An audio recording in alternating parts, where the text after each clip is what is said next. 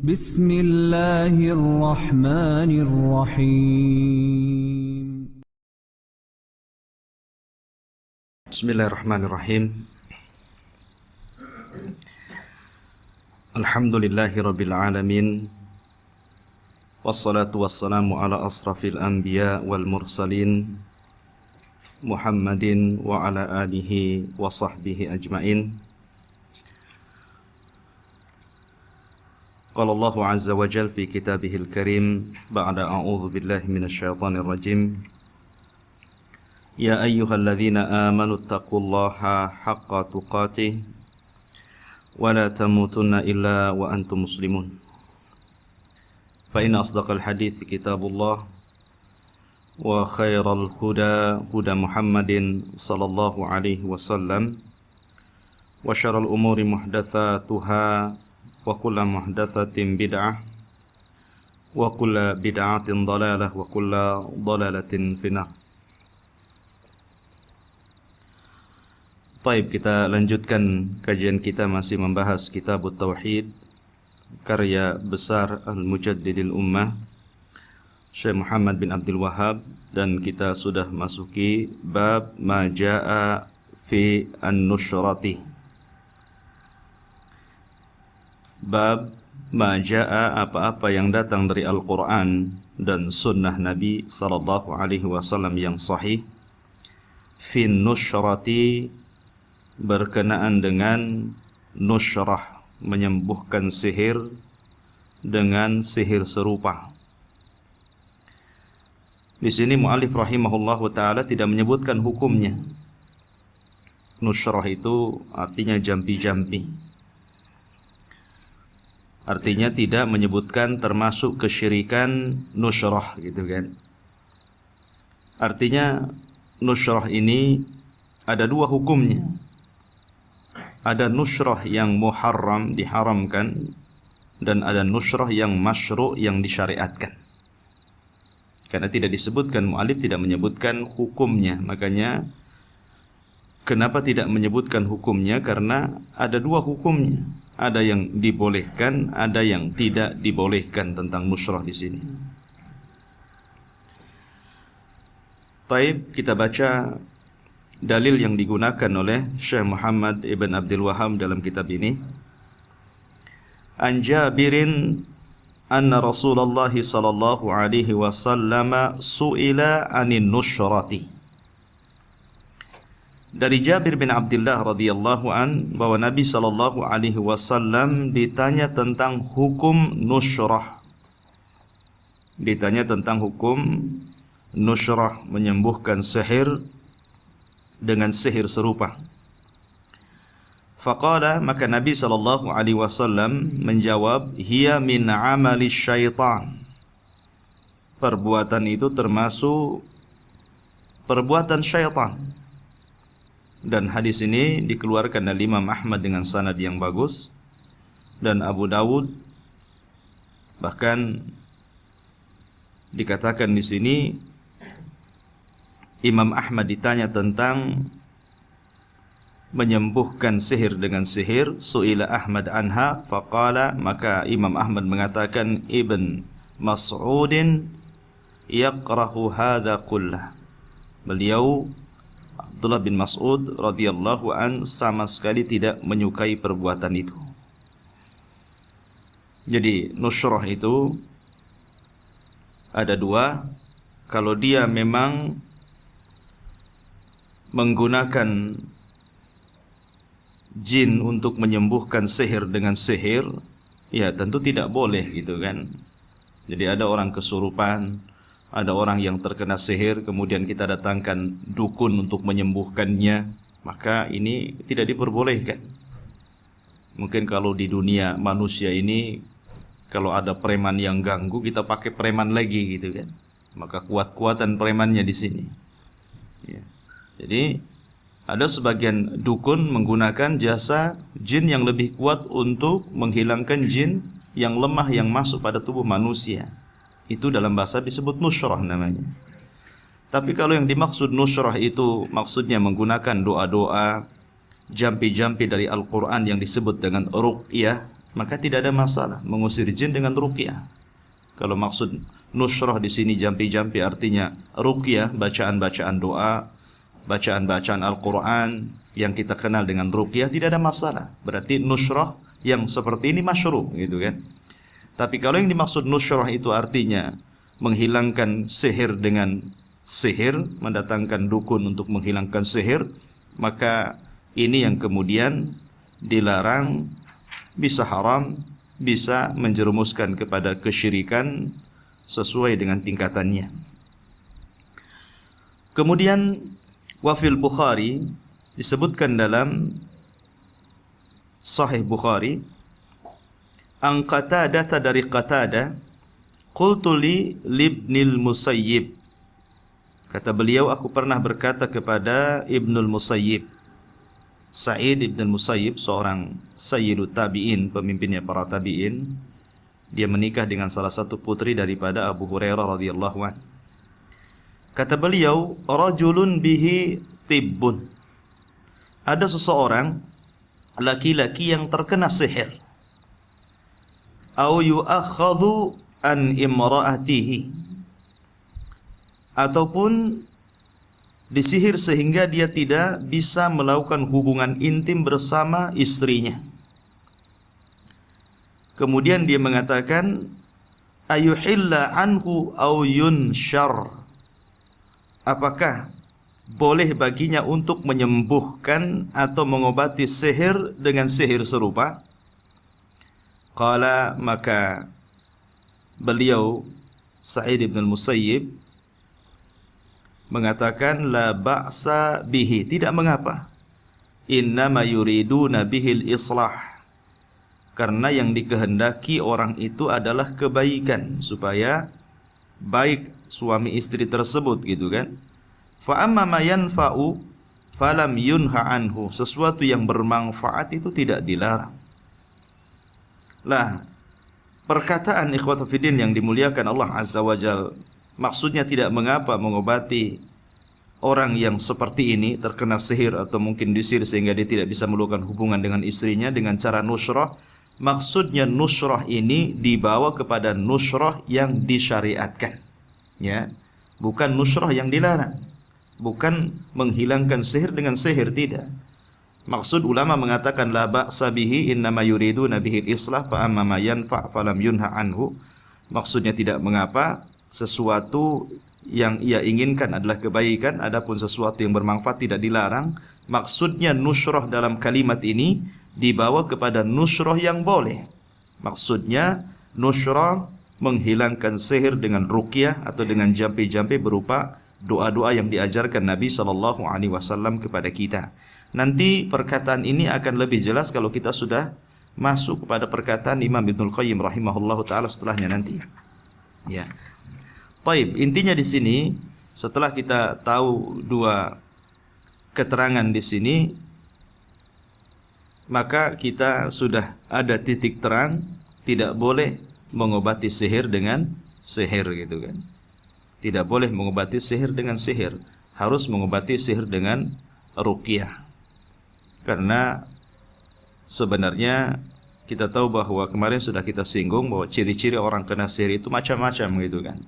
Salah satunya adalah dengan cara mimpi, mimpi buruk, terkadang mimpi melakukan hubungan intim dalam mimpinya gitu kan. Ini juga bagian daripada permainan syaitan gitu kan. Ihtilam, mimpi basah itu bukan dari Allah Azza wa Jalla, itu permainan syaitan. Karena Nabi SAW tidak pernah mimpi basah, ya. Mungkin kemungkinan dia sebelum tidur tidak berdoa gitu kan, atau dalam mimpinya mungkin dia pasang togel kemudian dapat banyak gitu kan, sehingga merangsang setelah dia bangun pasang. Nah, dalam mimpi saya sudah ada petunjuk, ini pasti menang gitu kan.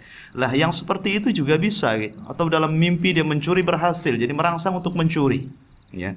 Atau dalam mimpi dia ketemu dengan musuhnya kemudian kelahi menang gitu kan, merangsang untuk musuhan, dan begitu seterusnya. Ini gangguan syaitan, termasuk bagian daripada sihir, ya, termasuk bagian dari sihir. Makanya kenapa Rasul mengatakan apabila Anda mimpi buruk, ketika bangun meludah ke arah kiri 3 kali, kemudian ta'awud, berdoa kepada Allah Subhanahu wa taala.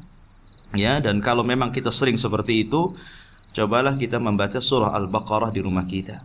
Karena sekuat apapun syaitan apabila berhadapan dengan surah Al-Baqarah, maka mereka akan sangat lemah sekali, karena ini berdasarkan nas hadis. Ya, Nabi yang mengatakan gitu kan, barang siapa yang membaca surah Al-Baqarah di rumahnya, maka syaitan akan lari terbirit-birit gitu kan. Artinya sekuat apapun syaitan, kalau dihadapkan dengan surah Al-Baqarah, mereka tidak akan sanggup. Ya. Wassalamualaikum warahmatullahi wabarakatuh. Jadi intinya itu hanyalah beberapa pencegahan gitu kan, supaya tidak terkena sihir. Ya kalau sudah kena sihir ya tentu diruqyah yang benar gitu, karena tidak bisa dihilangkan sihir itu kecuali dengan ruqyah, imam meruqyah diri atau mungkin diruqyah orang lain. Baik, kemudian waruya anil Hasan dan diriwayatkan dari Hasan, maksudnya Hasan Al-Basri, seorang sayyidut tabi'in, pemimpinnya para tabi'in. Dialah ulama yang sangat disegani di zamannya. Dan di zaman beliaulah firqah Mu'tazilah keluar. Ya, dari salah satu murid beliau, siapa namanya? Atha, ya. Jadi di zaman beliau ada orang namanya Wasil ibn Atha. Itu murid daripada Hasan Al-Basri. Ada seseorang mendatangi Hasan Al-Basri dan bertanya tentang masalah orang yang melakukan dosa besar. Maka kemudian Hasan Al-Basri menjawab tentang masalah ini. Adapun para pelaku dosa besar di dunia dia beriman, cuman naqisul iman, imannya kurang. Jadi dia orang yang beriman, tidak dikeluarkan dari kekafiran, dia tetap beriman tapi fasik. Jadi orang berzina, orang minum khamar, orang yang membunuh, ya kan, selama dia tidak menghalalkan perbuatannya, maka dia hanya terjerumus kepada kefasikan. Artinya tetap beriman tapi kurang imannya. Tapi di akhirat, kata Hasan Al-Basri, tahta masyiatillah, orang ini di bawah kehendak Allah. Kalau Allah berkehendak, Allah masukkan ke dalam sorga. Kalau Allah berkehendak, Allah masukkan dulu ke dalam neraka, baru Allah masukkan setelah itu ke sorga. Wasil ibn Atha ini tidak terima gitu dengan jawaban Hasan Al-Basri, dan dia lebih memilih bahwa para pelaku dosa besar itu manzilatun bainal manzilataini, satu di antara dua kondisi, ndak mukmin ndak kafir gitu kan. Tapi kalau di akhirat, maka pendapat Mu'tazilah sama dengan Khawarij, kekal di neraka. Disinilah kemudian Wasil ibn Atha keluar dari majelis gurunya Hasan Al-Basri. Ya, dalam bahasa Arab disebut i'tazala. I'tazala itu artinya keluar dari majelisnya Hasan.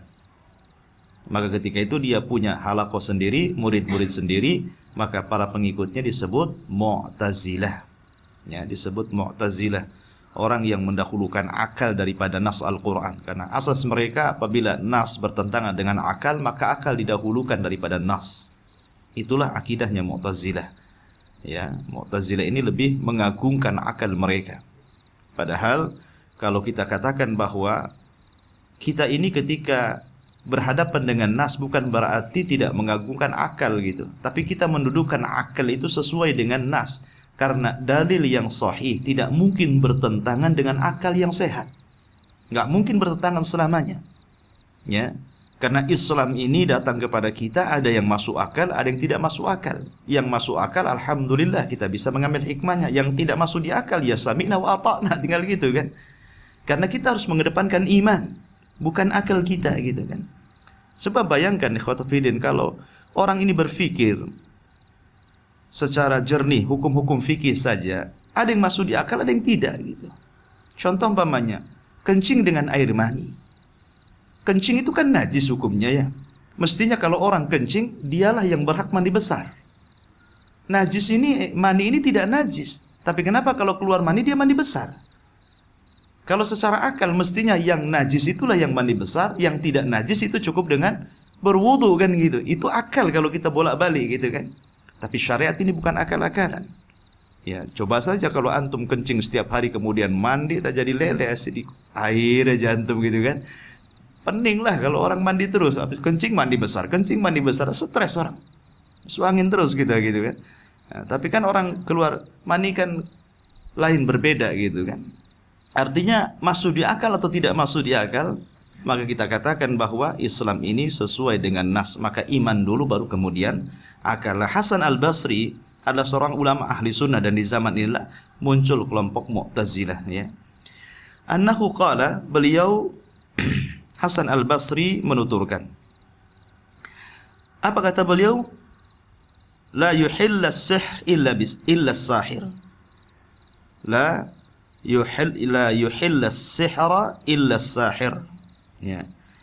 Tidaklah ada yang bisa menyembuhkan pengaruh sihir kecuali tukang sihir. Tidak ada yang bisa menyembuhkan pengaruh sihir kecuali tukang sihir. Lah kalimat ini khotufidin yang dimuliakan Allah Subhanahu wa taala. Maksudnya adalah sebenarnya kalau kita bicara tentang kalimat ini, memang tidak ada yang mengetahui pengaruh sihir kecuali tukang sihir. Memang karena mereka memang memiliki kekuatan yang sama. Artinya dukun punya jin gitu kan. Yang terkena sihir juga ada jin. Jika dukun ini tahu ini kena sihir atau tidak kena sihir, ya kan? Tapi kalau kita yang bukan dukun, kita tahu dia kena sihir setelah kita ruqyah. Setelah kita ruqyah, kemudian ada jin yang ngomong di situ, kalau saya kena sihir, bukulnya ditanam di sini, berarti kita tahu dia kena sihir. Ya. Tapi kalau jin, dia tahu gitu, kalau orang ini kena sihir, kalau dia dukun gitu kan, karena dia memang punya jin. Dia punya jin gitu, tahu ini ada jinnya gitu kan. Maksudnya ini dukun asli, bukan dukun-dukunan gitu. Saya punya kawan di Brunei, dia seorang hafidhul Quran, tapi mudah-mudahan Allah berikan hidayah kepada beliau. Karena ma'isyahnya lewat pengobatan, setiap orang yang datang ke dia dibilang kena sihir. Untuk cari duit, ya kan? Demam sedikit, kamu kena sihir, kamu beli obat saya nanti sembuh. Ya bukan seperti itu gitu kan. Masa sakit kepala dikatakan kena sihir, ya obatnya dikasih bodrek sembuh gitu kan. Jadi tidak semua orang yang kemudian sakit itu kena sihir. Karena di masyarakat awam dan juga tradisi ini tradisi jahiliyah ya. Orang-orang jahiliyah seperti itu. Kalau ada orang kena sakit gitu kan, maka mereka akan dibawa ke dukun. Di zaman jahiliyah itu, kalau ada orang sakit apa saja, maka mereka akan membawa orang ini ke dukun untuk diobati. Seolah-olah semua penyakit itu datang dari sihir. Lah begitu juga di negeri kita gitu kan, orang-orang awam, ada orang sedikit-sedikit sakit ini kena sihir. Akhirnya suudon gitu. Suudon, si anu yang buat ini, si ini yang buat itu gitu kan. Seperti ada orang yang mungkin sakit berkepanjangan, jangan-jangan kamu kena sihir. Lah kita tidak bisa mengatakan si fulan kena sihir kecuali kita ada bukti bagaimana caranya diruqyah dulu.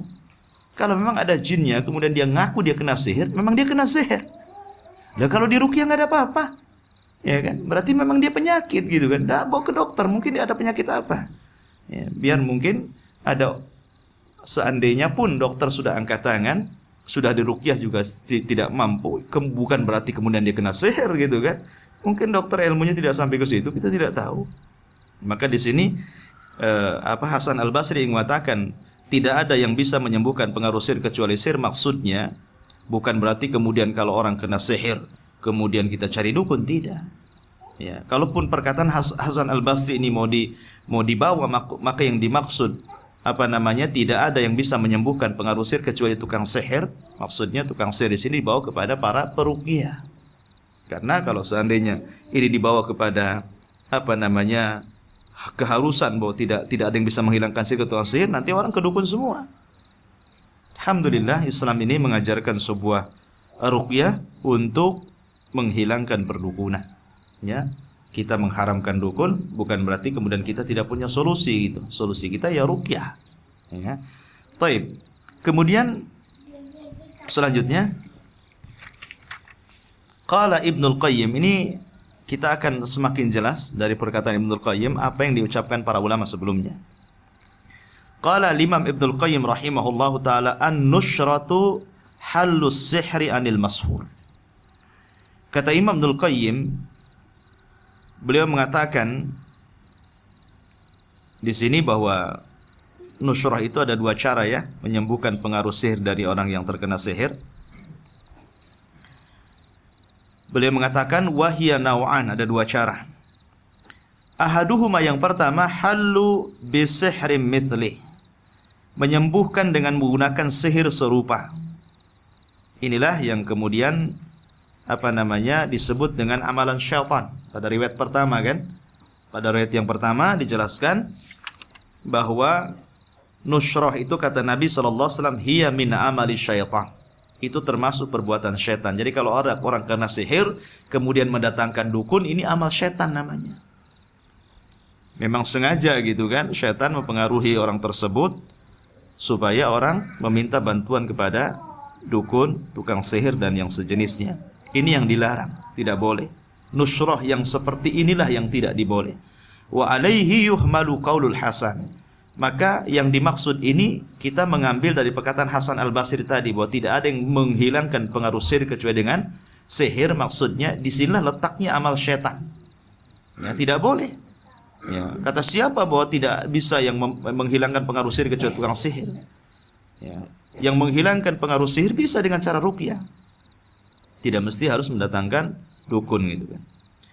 Fayataqarrabun nasyir wal munasyir ila syaitan bima yuhib.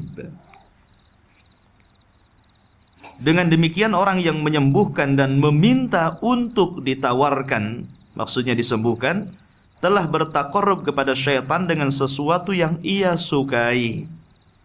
Fayubtilu amalahu anil mashur. Sehingga setan pun menghentikan perbuatannya dari orang tersebut.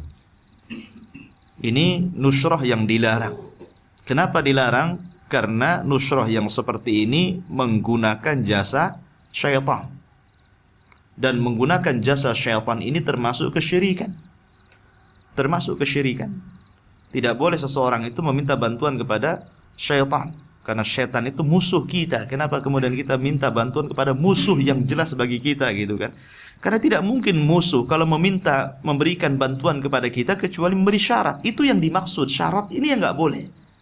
Karena terkadang syarat-syarat yang kemudian diminta oleh syaitan itu syarat-syarat yang menjauhkan kita dari Allah. Terkadang menjerumuskan pelakunya dari kesyirikan dan kekufuran gitu. Makanya kemudian nushrah yang pertama ini nggak boleh.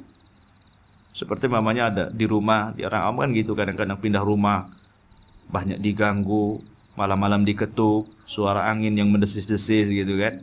Akhirnya apa? Datangkan dukun supaya diciprati air, taburi garam, tempeli bawang, macam-macam gitu kan.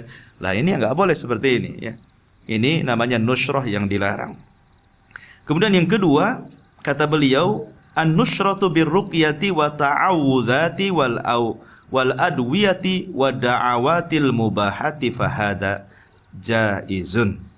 Menyembuhkan sihir dengan menggunakan jampi-jampi, ta'awud, obat-obatan dan doa-doa yang dibenarkan, maka pengobatan sihir dengan cara ini, inilah nushrah yang dibolehkan. Nushrah yang seperti inilah yang dibolehkan. Apabila seseorang terkena sihir, maka kita minta untuk didatangkan tukang ruqyah, bukan didatangkan dukun dan paranormal gitu. Karena sebenarnya bukan menyembuhkan tapi menambah penyakit. Ingat ketika Nabi SAW berkata kepada Imran bin Husain ketika memakai gelang jimat gitu kan.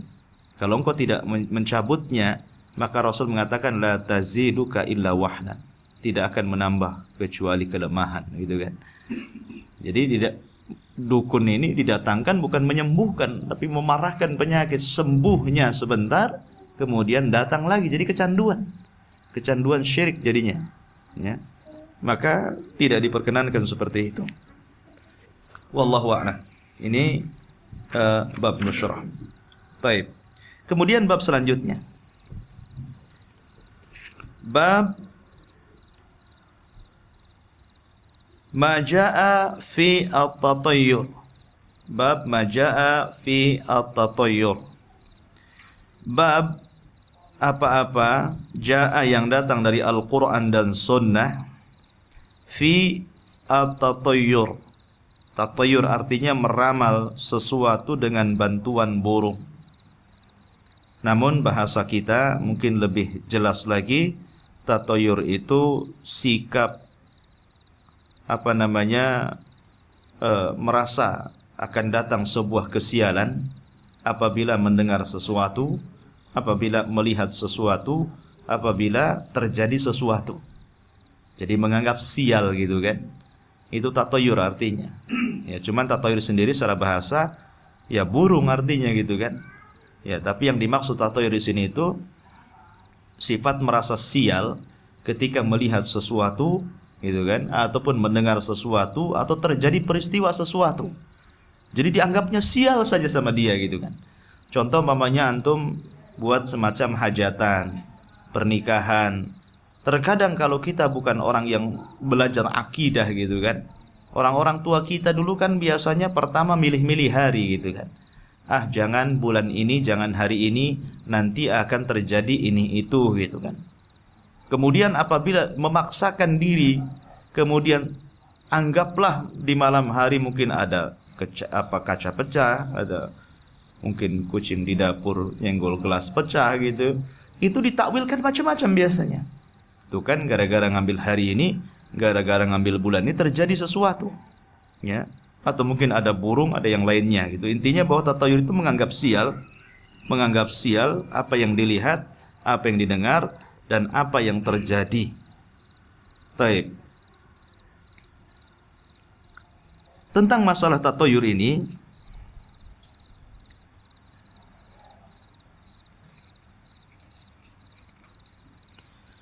kita tahu bahwa manusia itu terbagi menjadi 3. Dalam bab ini, ya, manusia terbagi menjadi 3, ya. Pertama, ada manusia itu yang mengaitkan hatinya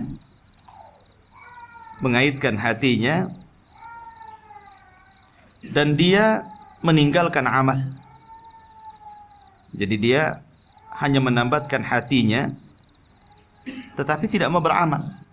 Tawakal saja tapi tidak pernah melakukan usaha. Maka orang seperti ini mengurangi tauhid, ya. Mengurangi tauhid. Kemudian yang kedua, orang yang kemudian menambatkan hatinya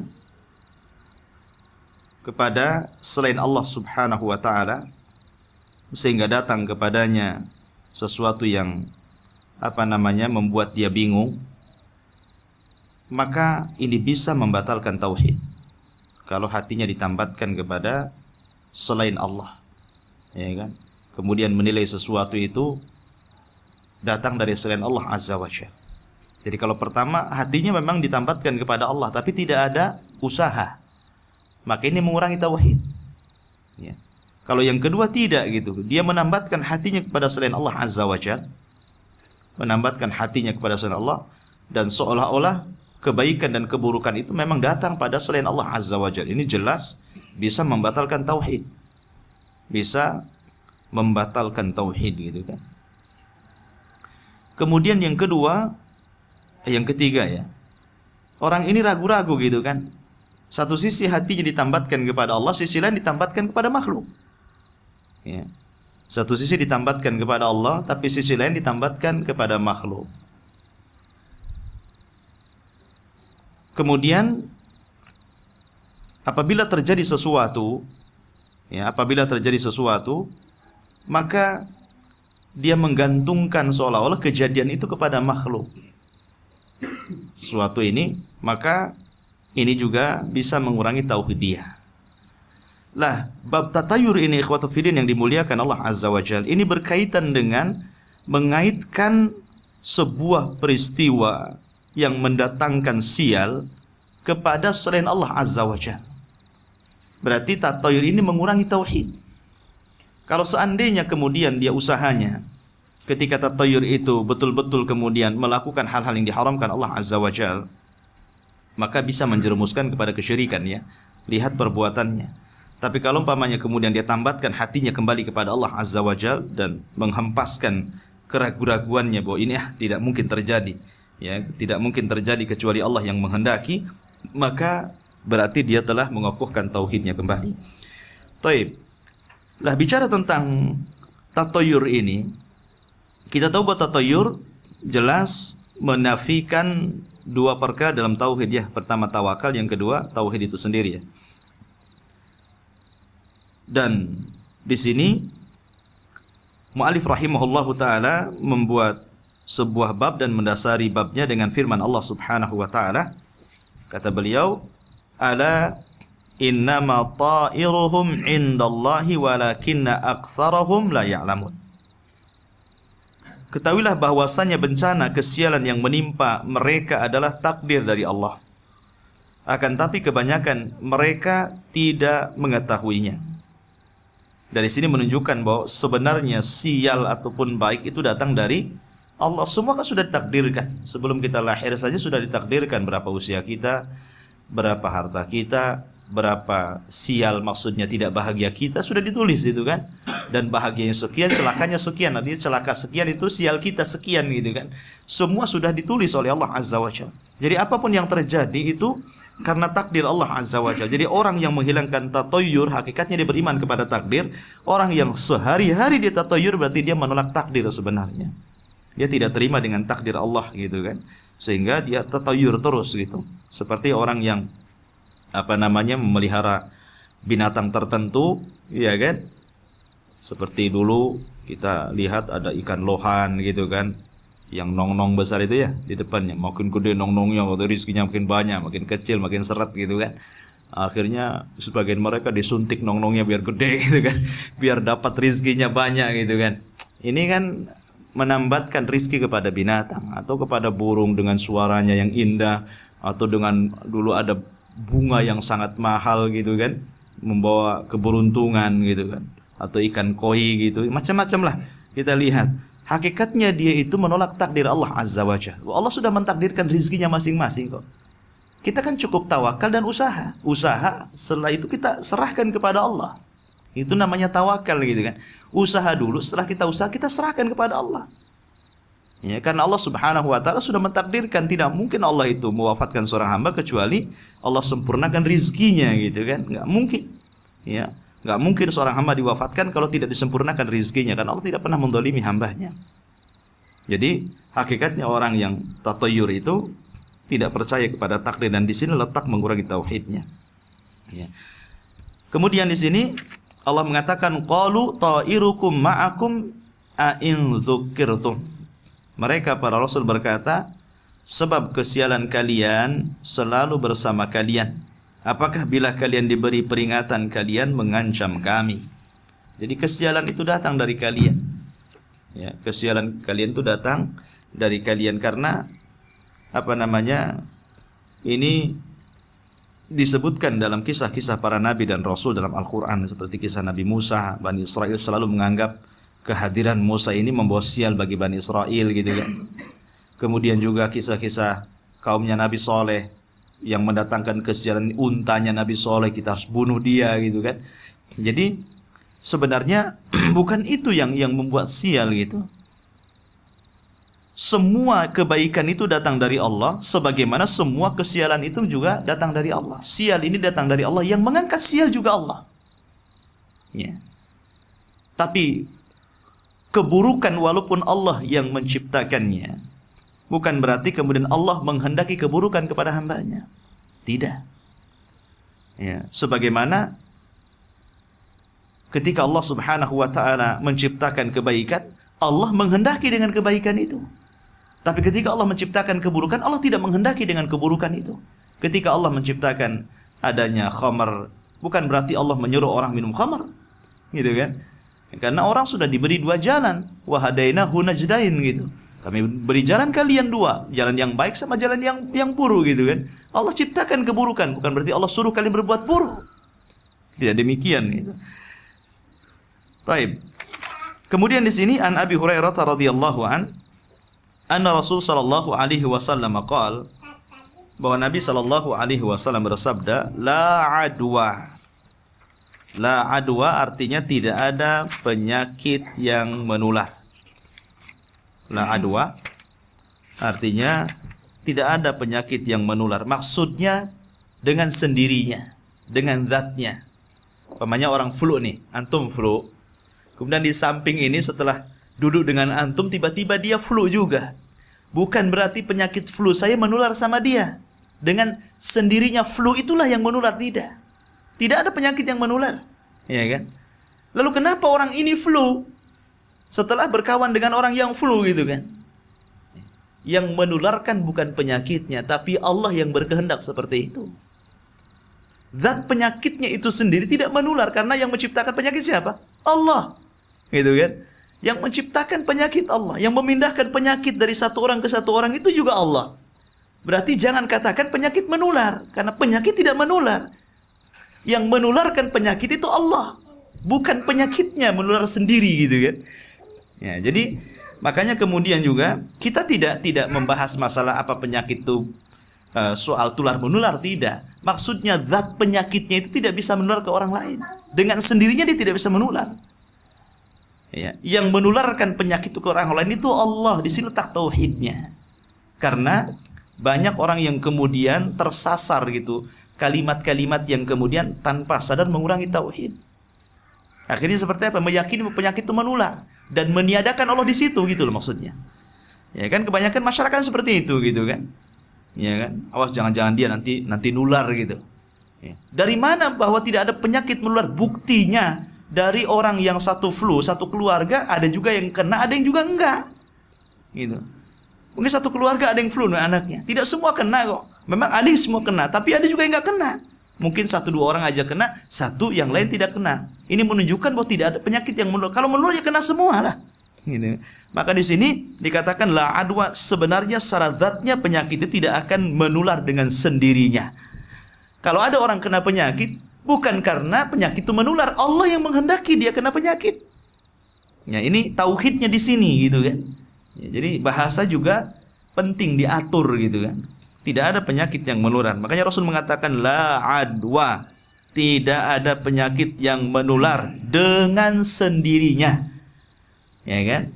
Lalu kenapa kalau ada orang yang duduk di orang yang sedang kena penyakit kemudian dia kena penyakit yang sama, Allah yang menghendaki penyakit itu menular kepada dia. Di sini tauhidnya yang penting. Ya. Bukan tular menularnya ya. Kemudian wala tiarata. Juga tidak ada tiarah, beramal nasib dengan bantuan burung atau lebih umum, bukan hanya sekedar burung gitu kan. Bisa dengan sesuatu yang dilihat, didengar atau sesuatu yang dirasa. Kemudian nanti kita akan jelas walahamata. Walahamata. Dan juga tidak ada hamah, anggapan sial karena mendengar suara burung hantu. Sejak zaman jahiliyah sudah ada burung hantu itu. Jadi orang-orang jahiliyah menganggap bahwa suara-suara burung hantu itu membawa kesialan, membawa ketidakberuntungan bagi mereka, membawa kematian dan yang lainnya gitu kan. Ya namanya burung hantu gitu kan. Sebenarnya tidak ada hantu jadi burung itu ya. Ya, nggak tahu sejarahnya kenapa kok hantu itu disebut burung itu disebut burung hantu. Apa mukanya kayak hantu saya nggak tahu. Orang tidak tahu hantu seperti apa ya. Kalau jin kan nggak bisa dilihat. Antum tidak bisa melihat jin kecuali kalau jin itu alih rupa. Ya, beralih rupa kepada manusia, kepada hewan atau kepada tumbuh-tumbuhan dan yang lainnya gitu kan. Kemudian wala safara. Dan juga tidak ada safar. Anggapan sial di bulan Safar. Bulan Safar itu bulan kedua dalam Islam setelah Muharram gitu kan. Orang-orang jahiliyah dahulu mereka menganggap bulan Safar itu bulan bencana. Kalau sudah datang bulan Safar itu orang jahiliyah ketakutan karena mereka menganggap sial bulan Safar itu sama kalau sekarang di Jawa mungkin bulan Muharram ya. Ya, orang-orang Jawa kalau bilang ya saya katakan tidak semua orang Jawa, tersinggung pula orang Jawa nanti ya.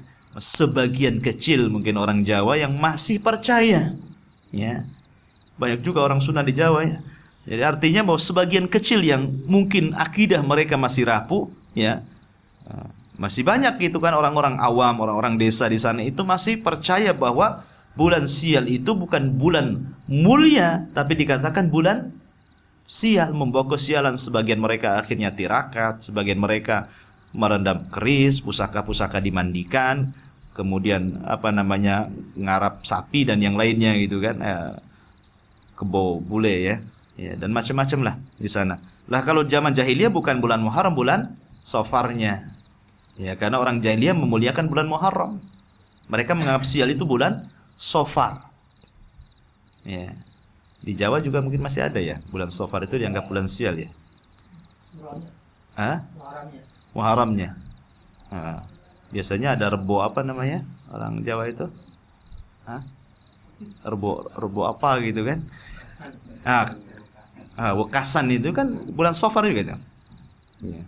Ya, jadi mereka orang-orang yang seperti inilah ya, yang jelas kurangnya mereka dengan tahu. Semoga Allah memberikan hidayah kepada mereka. Kemudian akhrajahu wa zada musliman wala nau'a, kata Imam Muslim menambahkan pada riwayatnya juga tidak ada keyakinan bahwa hujan itu turun karena bintang. Karena ada orang yang kemudian menganggap tengok ke langit ada bintang, nggak ada hujan. Nggak ada bintang, wah ini hujan nih. Itu kan kalimat bahaya gitu kan. Saya masih kecil-kecil gitu kan sering mendengar gitu. Kalau nengok ke atas nggak ada bintang, wah ini mau hujan ini. Ada bintang, tenang, ada bintang, ada hujan, cerah langit gitu kan. Lah memang bahasa seperti itu bisa saja dijadikan sinyal kebiasaan memang kan, kalau tidak ada bintang bisa berupa turun hujan karena mendung gitu kan. Tapi kalau kemudian bahasa itu disandarkan bahwa turunnya hujan karena ada dan tidaknya bintang, ini yang jadi masalah di sini. Tauhidnya ini nggak ada di sini. Ya, belum tentu juga tidak ada bintang harus hujan. Belum tentu juga ada bintang tidak bisa hujan gitu kan. Karena yang menurunkan hujan dan yang menahan hujan itu Allah. Kenapa kemudian disandarkan pada bintang? Ya, makanya di sini letak tauhidnya di sini. Makanya kalimat itu dalam Islam itu ditata gitu kan. Ketika ada seorang sahabat mengatakan Masya Allah wa syi'ta, atas kehendak engkau dan dirimu, atas kehendak Allah dan dirimu gitu, itu saja bermasalah. Ya, gara-gara kalimat dan itu bermasalah gitu kan. Jadi syirik kecil. Ya, lalu apa yang benar? Kul Masya Allah summa syi'ta, katakan kehendak Allah kemudian kehendak kamu. Dari wa diganti summa, baru benar tauhidnya gitu kan. Makanya di sini juga dalam berbahasa dalam Islam itu diatur gitu.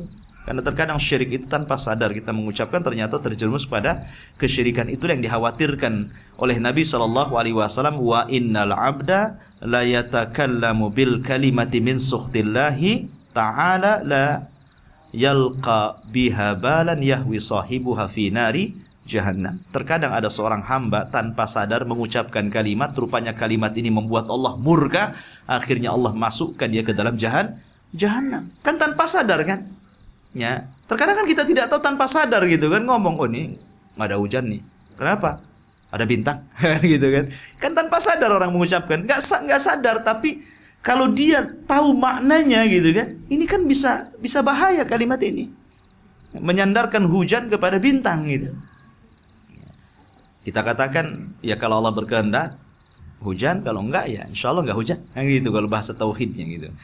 Baik. Kemudian wala hula, dan tidak ada hantu, ya, dan juga di sini tidak ada hantu yang berubah-ubah bentuk sehingga menjadikan orang tersesat. Hul itu artinya mungkin bahasa kita ini genderuwo, kuntilanak, suster ngesot atau apa gitu. Ya, bahasa-bahasa setan-setan ya. Daerah-daerah kan macam-macam tuh, ada istilah-istilah gitu kan. Kalau di Batam ini ya setan gitu ya. Nggak ada, kalau mungkin di Jawa lah genderuwo gitu kan.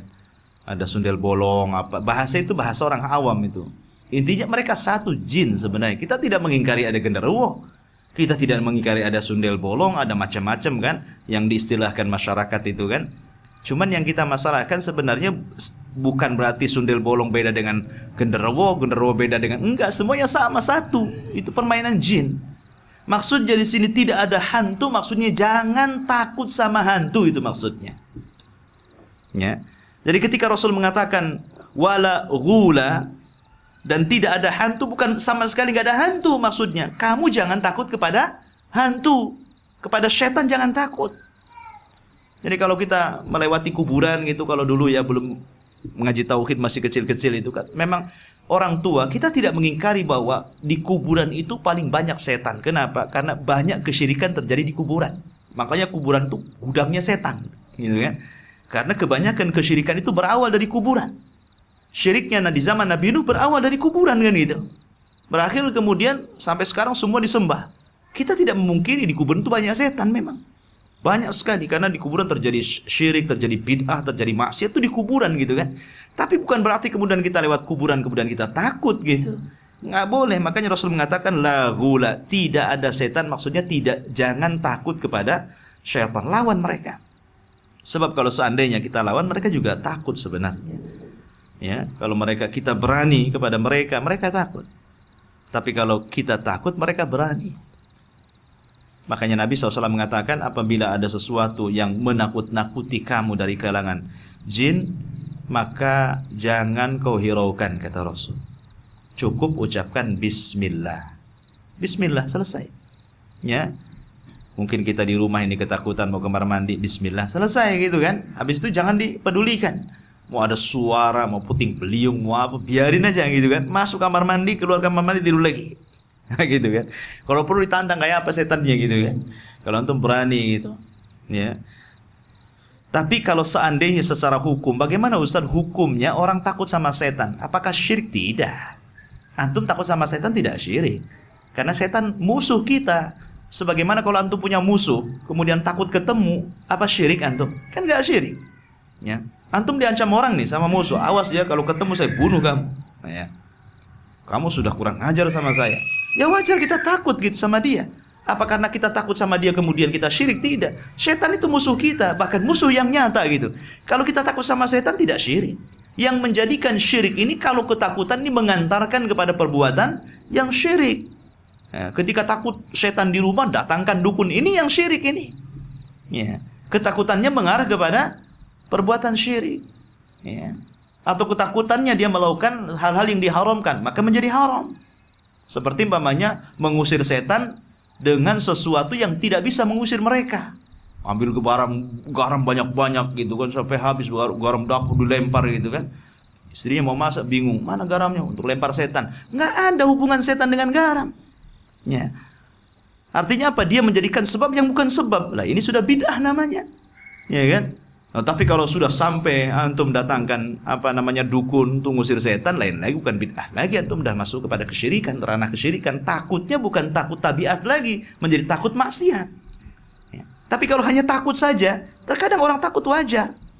Ya, orang takut wajar, kita diberikan ketakutan. Ya. Dan manusia itu memang Allah tanamkan ketakutan gitu. Kalau hanya takut saja tidak syirik. Yang menjadikan syirik itu kalau antum sudah melakukan perbuatan untuk melawan ketakutan dengan cara melakukan perbuatan syirik, itulah yang menjadikan antum melakukan kesyirikan. Intinya wala ghula, dan tidak ada hantu, artinya jangan pernah takut kepada hantu. Ya. Taib. Bicara tentang tatayur, nanti ada bab setelah ini ada bab khusus ya tentang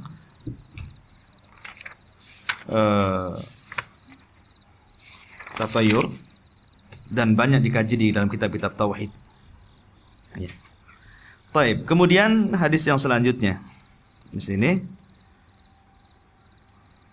Imam Bukhari dan Muslim juga meriwayatkan dari sahabat Anas bin Malik radhiyallahu an, Rasul bersabda, la adwa. Sekali lagi diulang, Rasul mengatakan tidak ada penyakit yang menular. Sekali lagi dengan sendirinya, tidak ada penyakit yang menular dengan sendirinya. Yang menularkan penyakit itu Allah, ya. Kalau berkehendak nular, nular. Kalau Allah enggak berkehendak nular, enggak nular gitu. Wala tiyarata, dan tidak ada tiarah, praduga jelek karena burung atau yang serupa. Wa yu'jibuni al-fa'lu. Akan tetapi aku menyukai al-fa'lu. Al-fa'lu itu apa? Sikap optimis. Semua dianggap baik gitu kan. Ustaz, saya mimpi buruk. Insyaallah itu membawa berkah ke antum. Jadi kalau antum ada orang cerita ke antum, tetangga, orang awam gitu, anak semalam mimpinya nggak enak. Wah, insyaallah antum dapat rezeki banyak nih. Supaya dia optimis, supaya dia jangan sampai pesimis gitu kan. Dibuat dia suka gitu. Ya, seperti orang kenapa ngasih nama baik, kalau kita punya anak, kemudian kita kasih nama Syakur gitu kan, Abdus Syakur, supaya nanti dia mudah bersyukur, optimis kan gitu. Ya, mungkin dengan seperti itu dia akan menjadi baik.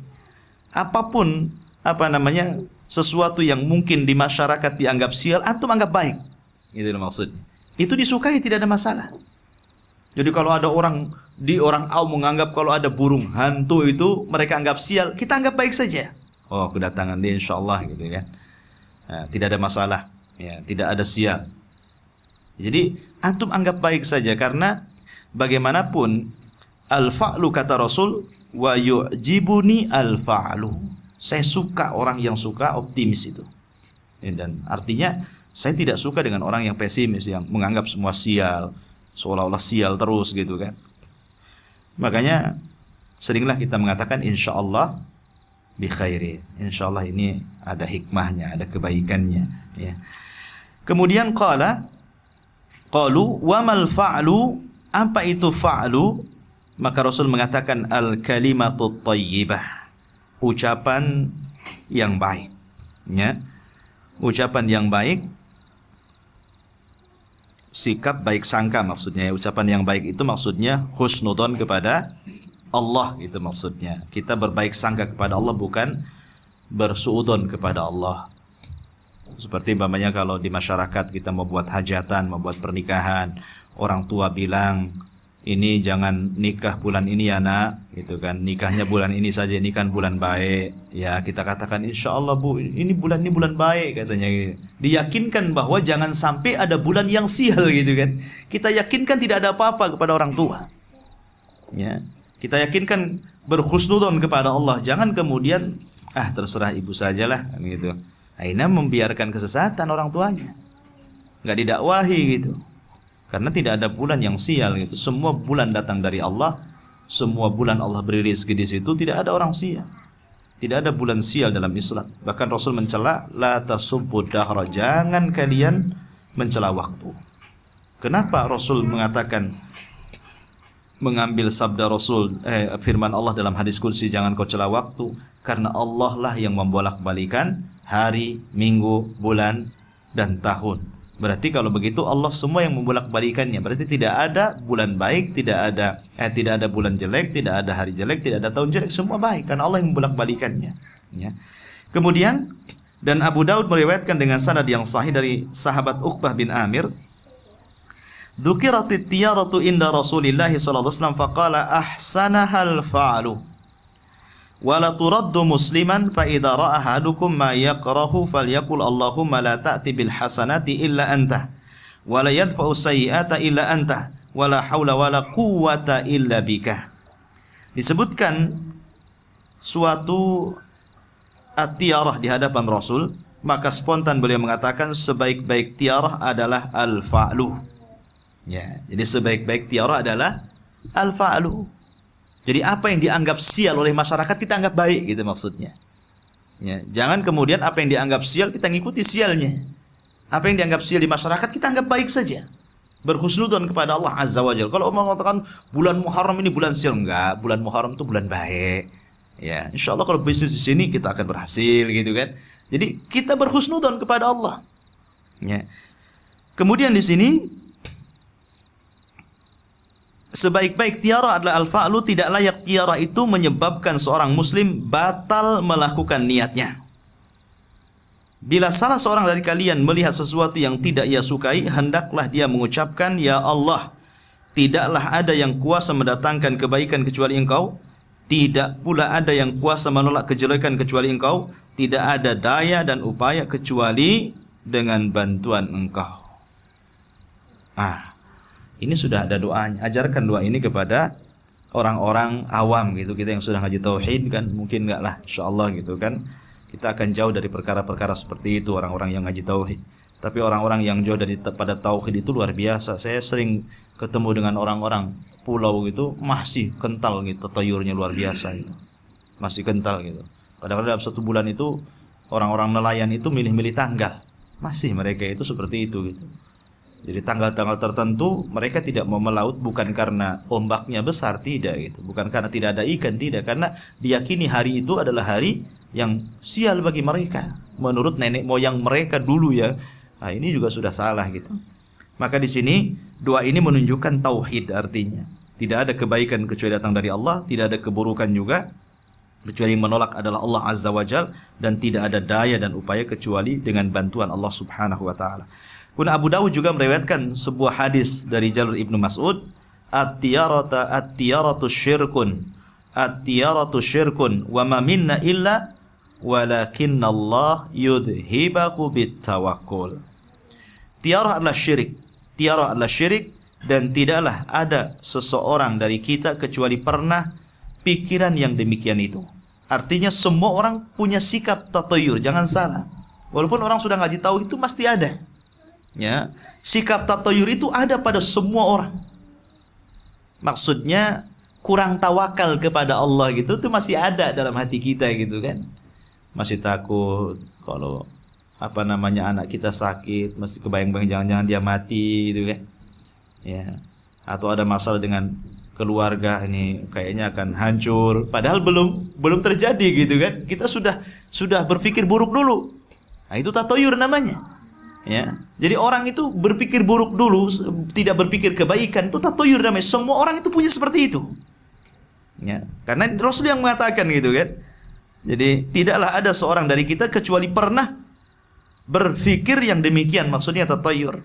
Akan tetapi Allah akan menghilangkan dari dirinya sikap tatayur itu dengan cara bertawakal kepada Allah Subhanahu wa taala.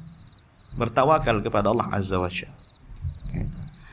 Ini makanya disebutkan bahwa kenapa tatayur itu syirik, karena meniadakan tawakal dan tauhid. Sementara tawakal itu bagian daripada ibadah.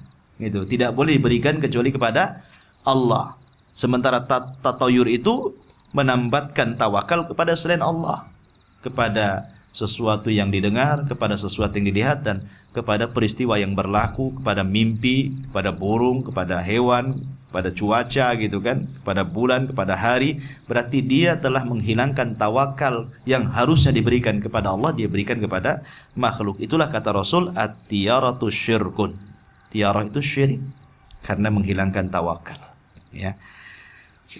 Wallahu a'lam. Kemudian Imam Ahmad meriwayatkan dari hadis Ibn Amr, man radathu tiyaratu min hajatin faqad asyrak. Qalu ya Rasulullah, ma kafaratu dzalik? Qala an yaqula ahaduhum Allahumma la khaira illa khairuka wa la tayra illa tayruka wa la ilaha ghairuka. Barang siapa yang menggagalkan niatnya dari menjalankan sesuatu keperluan karena tiarah, karena ia berpraduga jelek ya dengan adanya sesuatu, maka ia telah berbuat kesyirikan. Maka para sahabat bertanya, bila demikian apakah kafarah tebusannya wahai Rasul? Maka Rasul mengajarkan sebuah doa, ini kafarahnya, supaya kita tidak dianggap syirik. Ya Allah, tidaklah ada kebaikan kecuali kebaikan yang datang darimu. Allahumma la khaira illa khairuk. Tidaklah ada kesialan kecuali kesialan telah engkau takdirkan. Wala tayra illa tayruk. Ya, dan tidaklah ada Tuhan selain engkau, wala ilaha ghairuk. Ini bentuk tauhidnya di sini. Bahwa kalaupun terjadi kesialan, bukan karena hari, bukan karena bulan, bukan karena nggak punya ikan, bukan karena nggak punya bunga, bukan karena ini itu, tetapi semua takdir dari Allah. Terkadang orang, oh ini kalau datang orang ini sial, lah nggak bisa antum. Ya, kesialan itu datang dari Allah. Kenapa pula disebut gara-gara orang itu jadi sial? Ya. Sebagaimana ketika ada orang ngomong, kedatangan antum ini memberkah, ini udah salah juga. Berkah bukan datang dari dia, berkah itu datang dari Allah. Ya kan? Ada orang yang spontan di masyarakat seperti itu, gara-gara antum sial jadinya. Lah, kesialan dari dia? Tidak, ini persis seperti orang Bani Israel mengatakan apa? Ala inna ta'irukum li Musa gitu. Gara-gara Musa semua sial. Ya. Padahal yang membuat sial kaumnya, yang karena tidak kembali kepada perintah Allah dan Rasulnya. Jadi bahasa seperti itu jangan sampai dipakai oleh orang yang sudah kenal tauhid. Ya. Karena tidak ada kesialan, la tayra illa tayruka, kecuali sial itu datang dari takdir Allah Azza wa Jal.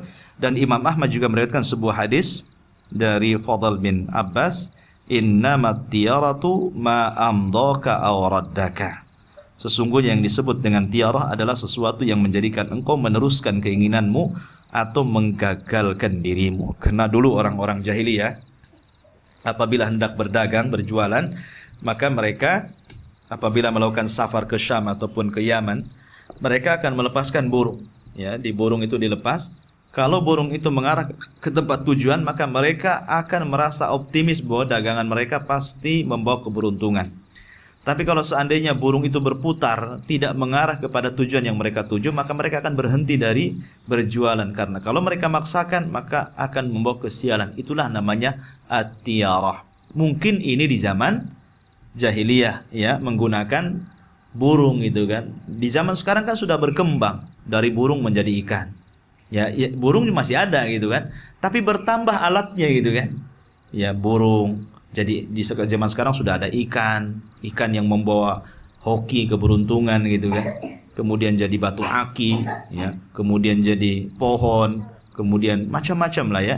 Kemudian juga bukan hanya itu, berimbas kepada sesuatu yang didengar. Ya, apabila mendengar sesuatu, wah sial. Kemudian sesuatu yang dilihat, apabila melihat sesuatu dalam mimpi, pasti akan membawa sial, gitu kan. Sampai kepada angka, gitu kan. Angka saya disalahkan. Ada satu kamar hotel dilewat gitu. Kok enggak ada angka ini? Kenapa dicantumkan angka ini? Sial kalau dicantumkan gitu kan. Sampai ke rumah, kalau rumah tusuk sate sial. Akhirnya semua sial gitu kan. Ya. Lah, berkembang kesyirikan itu rupanya. Itulah kenapa kemudian kesyirikan di zaman jahiliyah tidak lebih fatal dibandingkan kesyirikan di zaman sekarang. Ya, kalau di zaman itu kan alat syiriknya tidak banyak gitu. Kalau di zaman sekarang kan alat-alat syiriknya banyak gitu. Macam-macam, bukan hanya burung saja, macam-macam gitu alat syiriknya. Makanya kenapa Syekh Muhammad bin Abdul Wahhab dalam kitabnya Qawaidul Arba, beliau menyebutkan salah satu kaidahnya bahwa kesyirikan di zaman dahulu tidak lebih berat daripada kesyirikan di zaman sekarang. Karena kesyirikan di zaman macam-macam. Dahulu di zaman jahiliyah tidak ada namanya syirik hululiyah, wahdatul wujud, nggak ada orang jahiliyah mengatakan bahwa Allah itu bersatu dengan alam, ya kan? Nggak ada orang jahiliyah mengatakan manunggale kaulu gusti, ya. Nggak ada orang jahiliyah itu mengatakan bahwa Allah itu menyusup pada orang-orang tertentu. Tapi di zaman sekarang ada. Dan yang kita sayangkan, orang-orang yang berakidah seperti ini bukan orang-orang di luar daripada Islam, tapi orang-orang yang menasabkan ke dalam Islam. Ya kan, orang-orang sufi gitu kan. Orang-orang yang mereka memiliki akidah wahdatul wujud. Ini tidak ada di zaman Nabi, tapi di zaman sekarang muncul gitu kan. Ya, artinya kesesatan itu ya tawallad, berkembang gitu kan.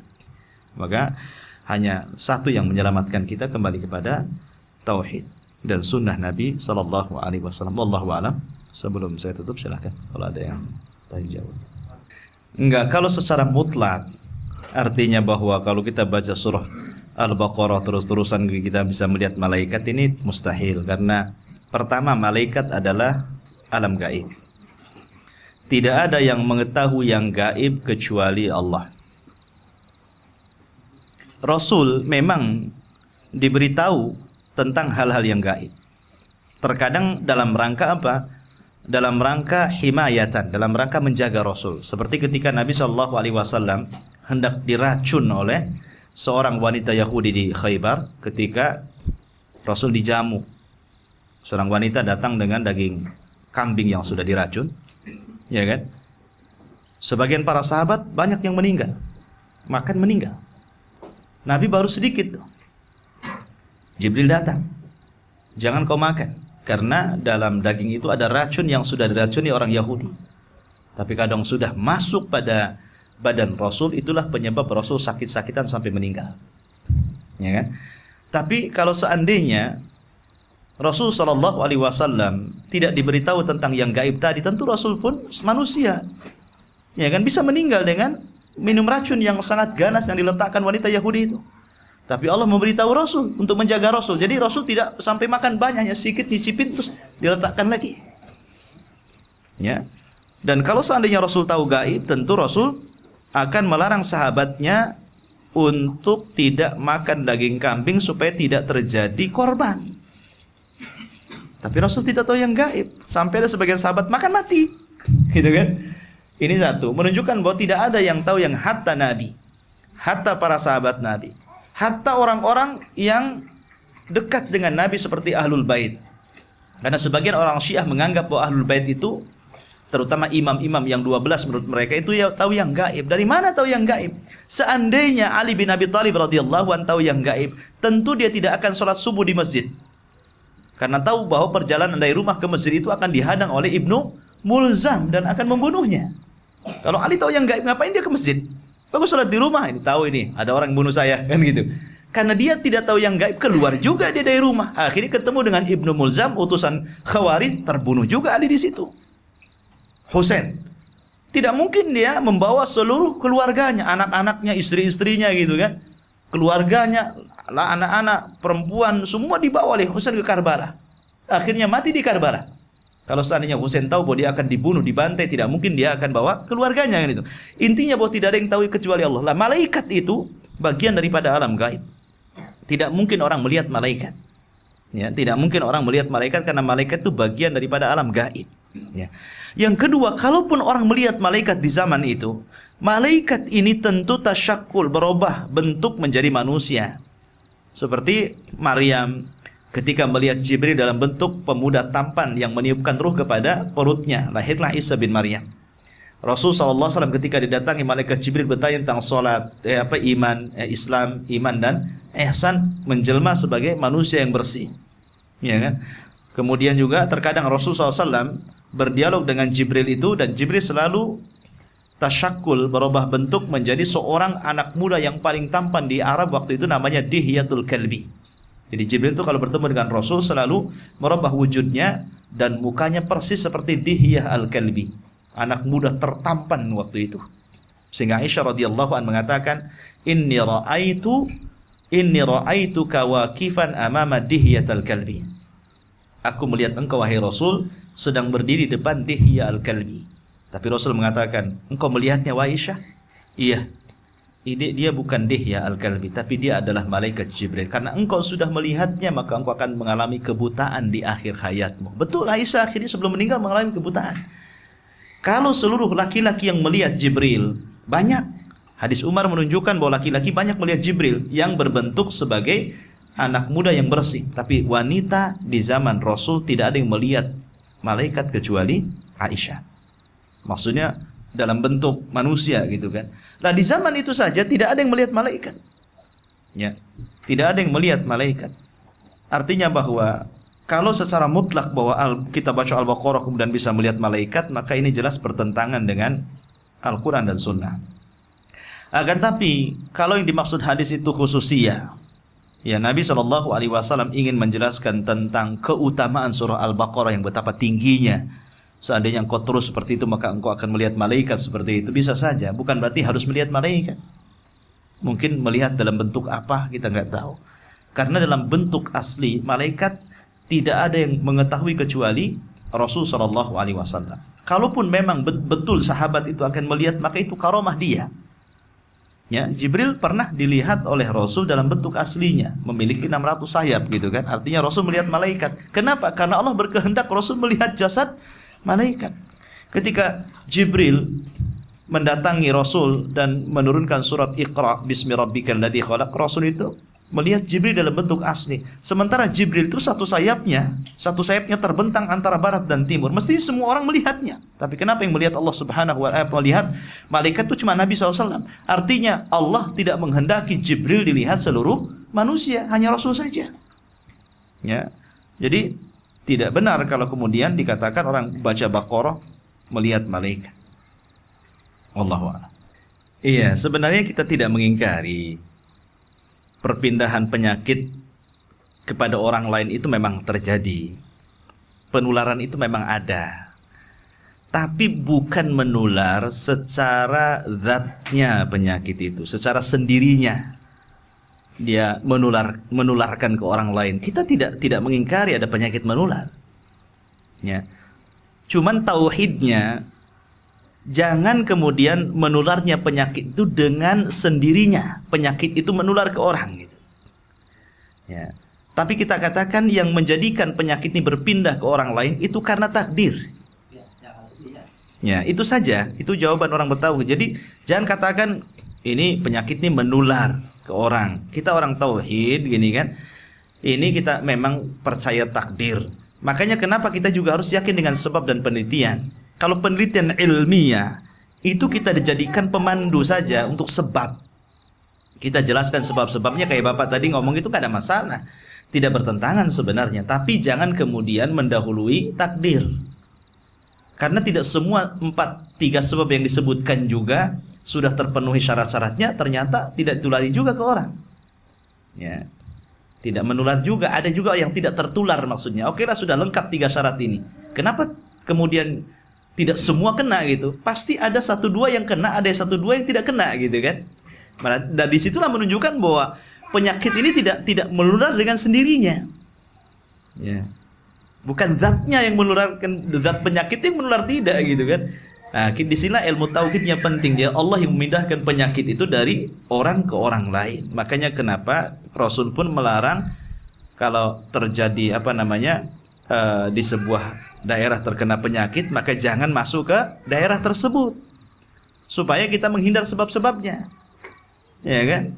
Menghindar sebab-sebabnya. Kalau kita artikan tidak ada penyakit menular, ya itu salah juga.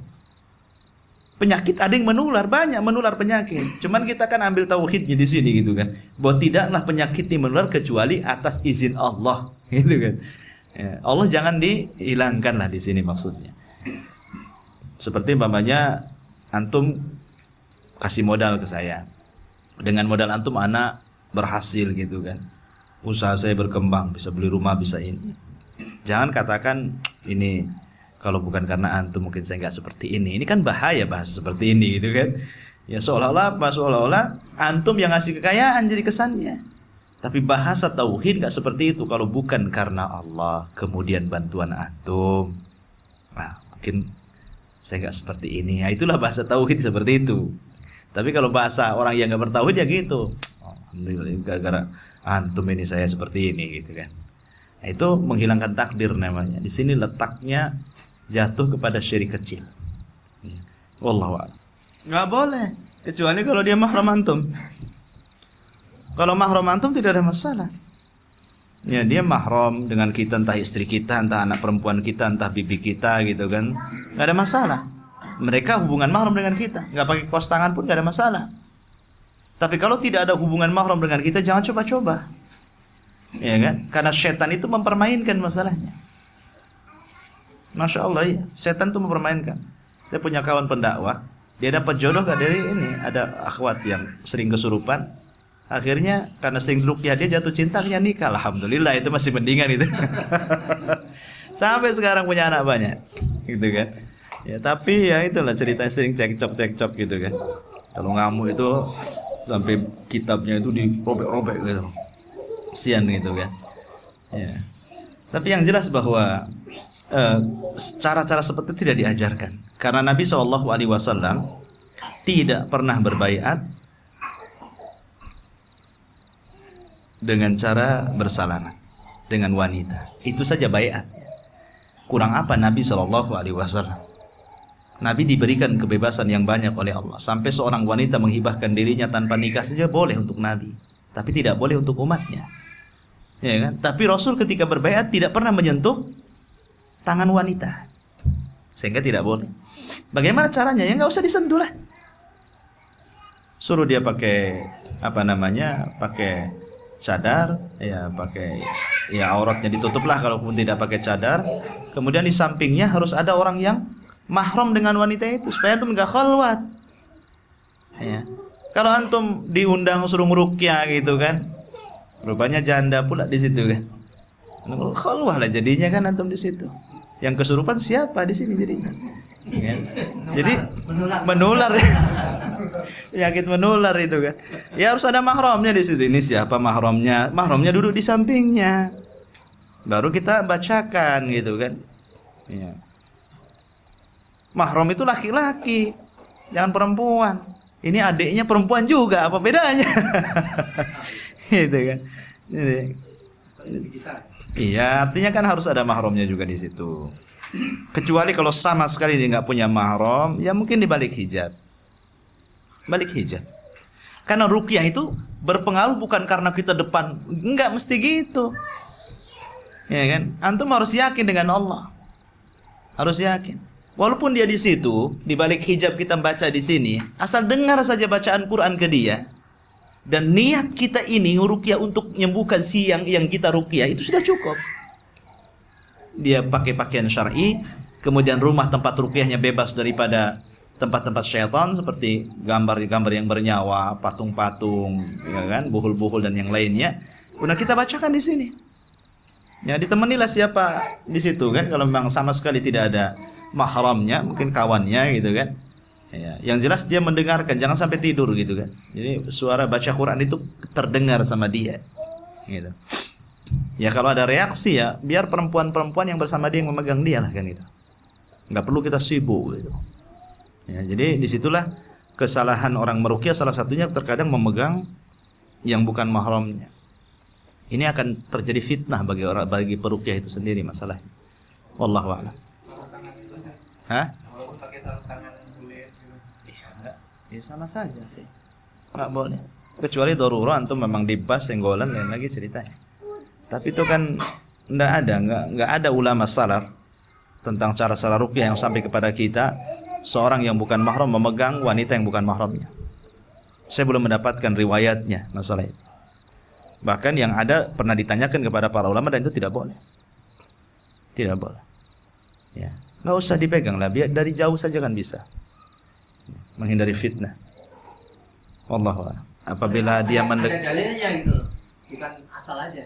Gimana? Bisa dulu dalilnya itu hadis wali itu. Hadis wali. Iya. Yang mengatakan kamu tuh karena tidak belajar aja nggak merasakan. Makanya kenapa kata para ulama orang yang masuk sufi sehari itu jadi gila gitu. Iya. Karena ajaran mereka itu nggak masuk di akal. Mereka itu mengatakan Islam itu terbagi dua. Ada Islam dohir, ada Islam batin. Islam dohir ini yang sholat, yang zakat, yang puasa, dan levelnya orang awam, ya kan? Kalau Islam batin, Islam dalam, nah ini levelnya orang-orang khusus. Sehingga kalau orang masuk ke kelompok ini cenderung meremehkan saudaranya.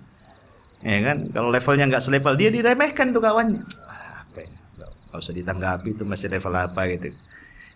Jadi yang sholat tuh dibilang orang awam, yang nggak sholat dibilang orang pintar gitu kan. Loh, Nabi lo sholat, ya, Nabi juga puasa, zakat, haji. Tidak ada satupun ibadah yang diperintahkan Allah kecuali Nabi melakukannya. Tidak ada satupun larangan yang Allah larang kecuali Rasul meninggalkannya. Karena memang Rasul orang yang sempurna dalam hal ini. Itu orang yang paling sempurna loh. Kenapa kemudian dibeda-bedakan? Ada Islam lahir, ada Islam batin. Kalau tentang hadis wali, itu menunjukkan bagaimana Allah Subhanahu wa taala merespon tentang ibadah seorang hamba. Ya, apabila datang seorang hamba kepada Allah dengan cara berjalan, aku datang kepada dia dengan cara berlari. Kan gitu bahasanya. Ya. Ini menunjukkan, dan kalau dia semakin menjalankan kewajiban dan nafilahnya, maka aku semakin mencintainya. Maka aku akan menjadi tangannya, pendengarannya, kakinya. Bukan berarti kemudian Allah bersatu, tidak. Ya. Jadi Allah akan senantiasa mengawasi dia. Ya kan? Allah akan senantiasa menolong dia, memberikan taufik dia gitu kan. Bukan kemudian diartikan secara terlek gitu kan. Tangan dia tangan Allah, penglihatan dia penglihatan Allah. Disitulah sesatnya akhirnya ketika orang yang sudah punya keyakinan sampai level tertentu akhirnya menghalalkan maksiat, bahkan dikatakan maksiat itu tidak mempengaruhi keimanan. Seperti orang-orang Murji'ah, mereka mengatakan bahwa maksiat itu tidak mempengaruhi keimanan. Orang yang maksiat itu imannya tetap sempurna. Inilah akidah yang seperti ini. Akidah orang-orang Murji'ah ini, yang Murji'ah sesat ini. Ya. Jadi ketika dia kemudian melakukan perzinahan dengan murid-muridnya, ya kan? Dia mengatakan, saya tidak berzina dengan dia. Itu Allah, sehingga kalau kamu berzina dengan saya, kamu akan tetap perawan gitu kan. Karena kamu nggak berzina dengan saya gitu. Dalam tubuh saya ada Allah lah. Bahaya kalau seperti ini. Udah banyak kan kasus-kasus. Yang ditangkap kemarin itu gitu juga gitu alasannya. Ya. Jadi akhirnya melegalkan maksiat intinya. Dengan bahasa seperti itu membolehkan maksiat. Karena apa? Ujung-ujungnya tidak sholat, ujung-ujungnya tidak zakat. Sehingga akhirnya belakangan orang gila pun jadi wali. Ya kan, banyak orang gila jadi wali.